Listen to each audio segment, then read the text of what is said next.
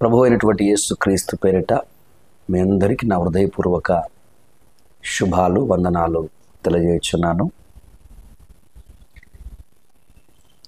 ఉదయకాలం మందిరం బయట నిలబడి ఉన్నప్పుడు ఇది బయట నుంచి వచ్చి నా భుజం మీద వాలి లోపలికి వచ్చింది.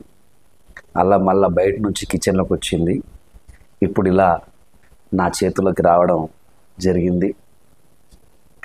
ఓకే, ఎందుకు ఇది నా చేతిలోకి రాగానే బైబిల్లోని కొన్ని విషయాలు మీతో మాట్లాడాలి, ఆ తర్వాత దీన్ని విడిచిపెట్టాలి అన్న ఒక చిన్న ప్రేరేపణ, చిన్న ఆలోచన నా మదిలో, నా మనసులో పుట్టినటువంటి కారణాన్ని బట్టి ఇలా మీ ముందుకు వస్తున్నాను. నోవహు కాలంలో జలప్రళయంలో సర్వలోకమంతా మునిగిపోయింది. అది బైబిల్ చరిత్ర మరియు చరిత్ర కూడా. అయితే నీళ్లు తగ్గినాయో లేదో తెలుసుకోవాలి అని నోవహు గారు అనుకున్నప్పుడు ఒక కాకిని ఆయన బయటికి వదిలేస్తాడు. కానీ అది ఎందు నిమిత్తమై నోవహు గారు ఆ కాకిని బయటికి వదిలేశాడో, నోవహు గారికి ఎటువంటి ఇన్ఫర్మేషన్ అయితే కాకి వల్ల నోవహునకు కలగలేదు. ఆ తర్వాత అది బయట తిరుగుతూ అక్కడక్కడే ఉండిపోయింది. కానీ ఒక నల్ల పావురమును నోవహు గారు బయటికి విడిచిపెట్టినప్పుడు దాని అరికాలు కూడా మోపుటకు, అరికాలు ఎంత ఉంది, ఈ అరికాలు మోపడానికి కూడా స్థలం లేనందున, అంతే కదా, రైట్, అని చూడు, అరికాలు కూడా మోపుటకు స్థలము లేనందున అది మరలా ఓడలోనికి అనగా నోవహు యొద్దకు అది తిరిగి రావడం జరిగింది. ఆ తర్వాత మరలా 7 రోజుల తర్వాత రెండవసారి అదే పావురమును బయటికి విడిచినప్పుడు త్రుంచబడినటువంటి ఒలీవ చెట్టు ఆకులు తీసుకొని తాను పంపించినటువంటి ఆ నోవహు యొద్దకు అది మరలా తిరిగి వచ్చింది. అలాగున పరిశుద్ధ గ్రంథంలో ఉన్నటువంటి, లేకపోతే నోవహు దగ్గర ఉన్నటువంటి పావురము తనకెంతగానో సహాయపడిందని మనము తెలుసుకోగలం.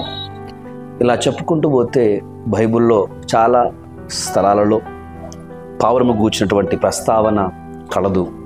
ఇంకా మనం పరమగీతము చదువుతాం, పావురమా నా నిష్కళంకురాలా అంటున్నారు. సో కాబట్టి ఒకతే పావురము అని చదువుతున్నాం. కాబట్టి పావురము నిష్కలంకత్వమునకు సూచనగా ఉన్నది.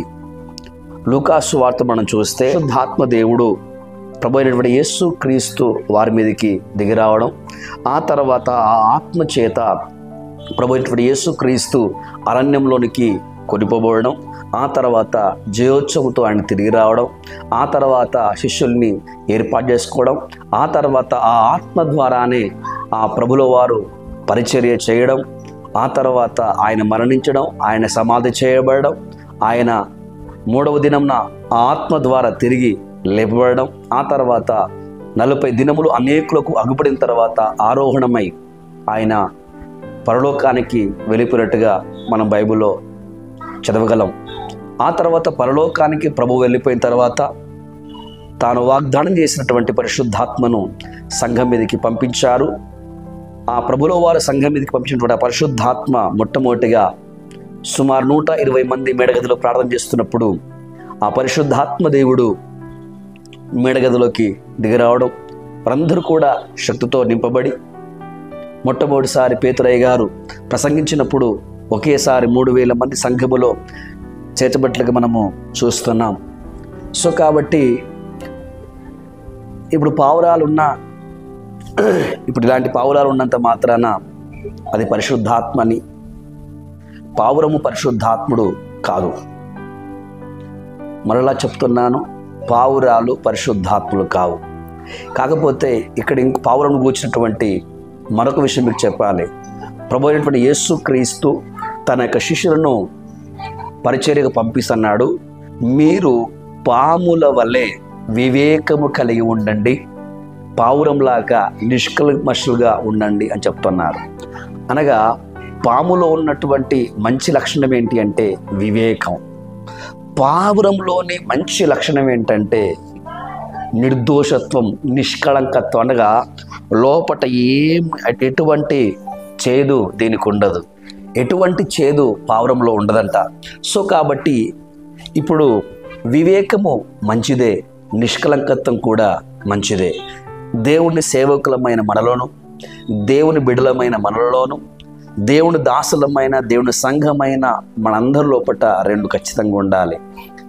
అదేం చెప్పింది కాదు, సాక్షాత్తు ప్రభువే చెప్పారు. ఏమని అంటే, పాము వలె వివేకం కలిగి ఉండండి, పావురం వలె నిష్కల్మషులై ఉండుడి అని చెప్తున్నారు. అంత మాత్రం కాకుండా యేసుక్రీస్తు దేవాలయంలోకి వెళ్ళినప్పుడు ఇది సమస్త జనులకు ప్రార్థనా మందిరం అని వ్రాయబడింది. అలా వ్రాయబడినప్పుడు యేసుక్రీస్తు మందిరంలోకి వెళ్ళినప్పుడు అక్కడ పావురాలు అమ్ముతున్నారు, గువ్వలు అమ్ముతున్నారు. ఇలా చేస్తున్నప్పుడు ప్రభు చెప్తారు, ఈ పావురంలన్నింటినీ తీసుకొని బయటికి వెళ్ళిపోండి అంటారు. సో కాబట్టి పరిశుద్ధాత్మ దేవుడు పావురం వలె యేసయ్య మీదకి దిగివచ్చింది వాస్తవం. కానీ ప్రతి పావురము పరిశుద్ధాత్ముడు అనుకోవడం మాత్రం మూర్ఖత్వం, అది సరైనటువంటి ఆలోచన కాదు అని ఈ యొక్క సందర్భంగా నేను మీకు తెలియచున్నాను.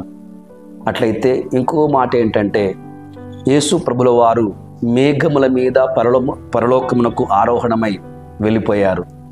కానీ మొట్టమొదటిగా హానోకు మరణం చూడకుండా పరలోకం వెళ్ళిపోయారు. ఆ తర్వాత ఏలియా గారు అగ్ని రథముల మీద పరలోకమునకు కొనిపోబడ్డాడు. ఆ తర్వాత అనేకులు చూస్తుండగా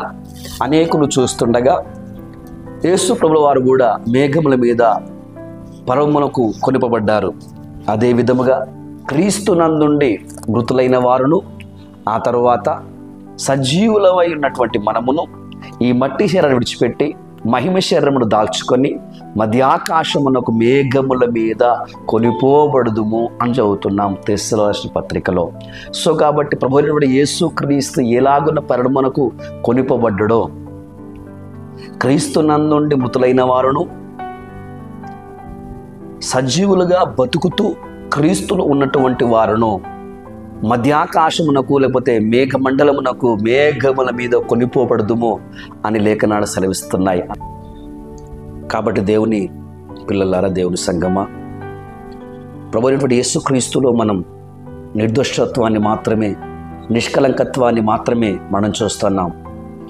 అందుకే రాజులు కూడా ప్రభువుల వారిని పరీక్షించి పరిశోధన తెలుసుకున్నప్పుడు ఇతని యందు ఏ దోషమును లేదని రాజులే సాక్షాత్తు సాక్ష్యమిచ్చి ఉన్నారు.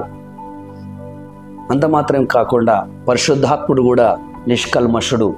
సో కాబట్టి దేవుని సంఘము అంటే ఎవరు అంటే కేవలం పాటలు పాడువారు మాత్రమే కాదు, ప్రసంగించువారు మాత్రమే కాదు, సేవ చేయవారు మాత్రమే కాదు, వాక్యాన్ని విరువారు మాత్రమే కాదు, కానుక దశంభాగాలు ఇచ్చేవారు మాత్రమే కాదు, కానీ ప్రభు అయినటువంటి యేసుక్రీస్తు వలె పరిశుద్ధాత్ముని వలె నిర్దోషత్వాన్ని కలిగి నిష్కలంకత్వంలోకి సంపూర్ణంగా మార్చబడుటయే మనకు ఉన్నటువంటి ముఖ్యమైనటువంటి పని, గురి అయి ఉన్నది. ఎందుకంటే పరలోకం కూడా దోషము లేని నిష్కలంకంగా ఉన్నవారిని మాత్రమే పరలోకము అంగీకరిస్తుంది, ఆహ్వానిస్తుంది. రెండవది, యేసు ప్రభుల వారు కూడా వివేకమును కలిగి ఉన్నారు. ఎందుకు అంటే అతనిని చంపడానికి రకరకాలుగా ప్రయత్నిస్తున్నప్పుడు అతను తప్పించుకొని పోయాను అని మనం చదువుతాం. అది భయం కాదు, అది వివేకం. ఎందుకనగా తండ్రి తనకు అప్పగించినటువంటి పరిచర్య ఇంకనూ సమాప్తం కాలేదు. అందుకే ఆయన వివేకముతో తప్పించుకొని వెళ్ళిపోయారు.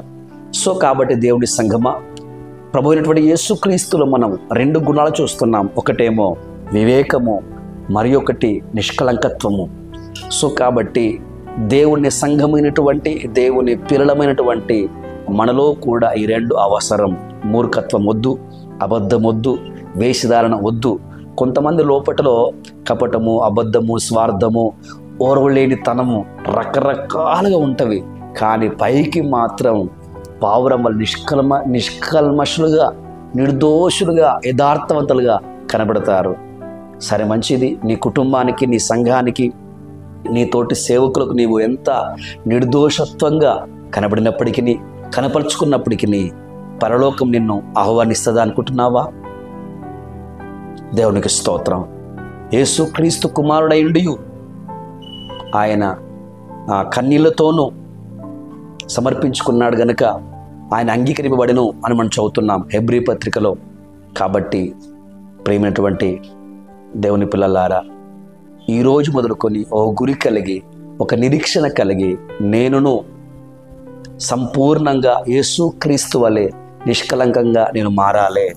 నేను నిష్కలంకంగా మారాలి అంటే నాకేముండాలంటే వివేకం అవసరం.